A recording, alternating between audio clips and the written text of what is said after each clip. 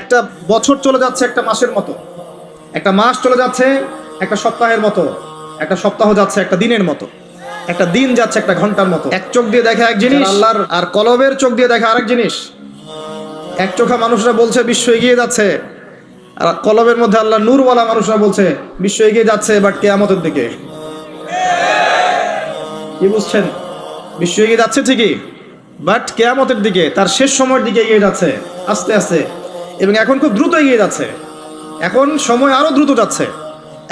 একটা বছর চলে যাচ্ছে একটা মাসের মতো, একটা মাস চলে যাচ্ছে একটা সপ্তাহের মতো, একটা সপ্তাহ যাচ্ছে একটা দিনের মতো, একটা দিন যাচ্ছে একটা ঘন্টার মতো। যারা আল্লাহর নূর এবং বসিরা প্রাপ্ত মানুষ তারা বুঝতে পারে। এই যে রমজান চলে আসলো, কয়দিন আগে রমজান শেষ করে আসলেন, এই যে রমজান চলে আসলো। এই যে কয়দিন আগে জুমার নামাজ পড়লেন, দেখবেন আবার জুমা চলে আসবে। সময় দ্রুত চলে যাচ্ছে। কিসের আলামত? কিয়ামতের আলামত। কত আলামত আছে আপনাকে বলে শেষ করতে পারবো না। মহিলাদের সংখ্যা বাড়ছে, পুরুষদের সংখ্যা কমছে।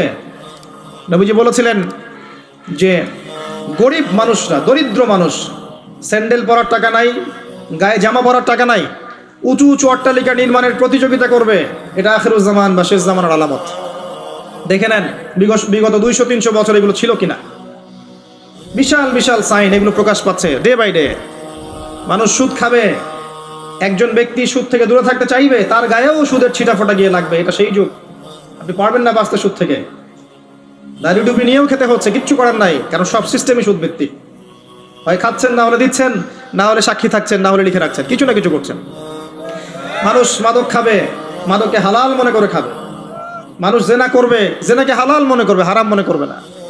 মানুষ হত্যা করবে, যাকে হত্যা করবে সে জানবে না কেন হত্যা করছি, আর যে মারা যাবে সেও বুঝবে না কি জন্য আমাকে মারলো। পিতামাতার সাথে দাস দাসীর মতো আচরণ করা হবে, পিতামাতার সাথে দাস দাসীর মতো আচরণ করা হবে।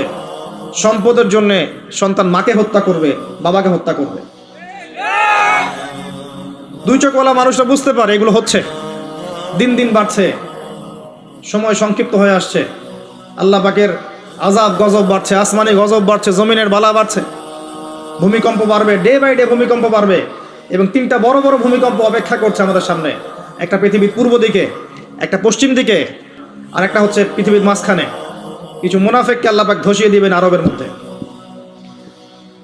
আর ওখানেও কিছু মুনাফিক আছে। এটা বুঝতে হলে আপনাকে জিওপলিটিক্স বুঝতে হবে। আরবি দিয়ে কথা বললেই কেউ আমিরুল মুমিনিন হয় না। আরবি দিয়ে কথা বললেই কেউ আমিরুল মুমিনিন হয় না।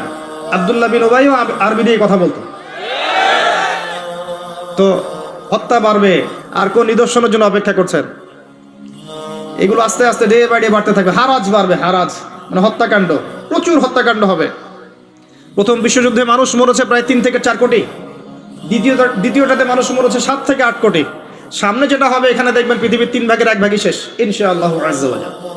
এমনটাই হবে ইনশাআল্লাহ তাআলা। আমরা চাই না এমনটা হোক, কিন্তু কুদিয়াল আমর লেখা হয়ে গেছে, এগুলো কিছু করার নাই।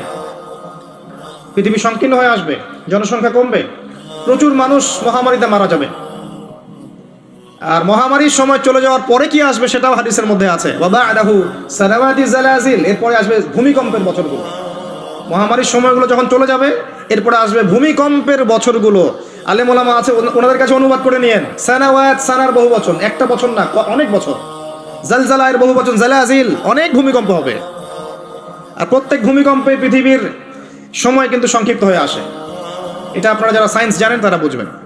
যাই হোক, এই অবস্থার প্রেক্ষাপটে ইসলাম ছাড়া আত্মসমর্পণের কোনো জায়গা নাই। আর ইসলাম ছাড়া সমাধানও কেউ দিতে পারবে না। এই জন্য নিরপেক্ষভাবে আল্লাহর কাছে যেহেতু ফিরে যেতেই হবে, আমাদের উচিত ইসলামকে আগে ভালো করে জানা এবং বোঝা, হটকারী না হওয়া। আগে জানা এবং বোঝা যে ইসলামের প্রতিটা বিষয়ের সলিউশন আছে কি নাই। যদি আপনি দেখেন নিরপেক্ষভাবে হ্যাঁ আছে, তাহলে আর দেরি করবেন না, ইস্তেগফার করে আল্লাহর কাছে আত্মসমর্পণ করেন। আল্লাহ পাক আপনার বিগত জীবনের যত গুনাহ খাতা আছে সমস্ত গুনাহ আল্লাহ মাফ করে দিবেন ইনশাআল্লাহ তাআলা।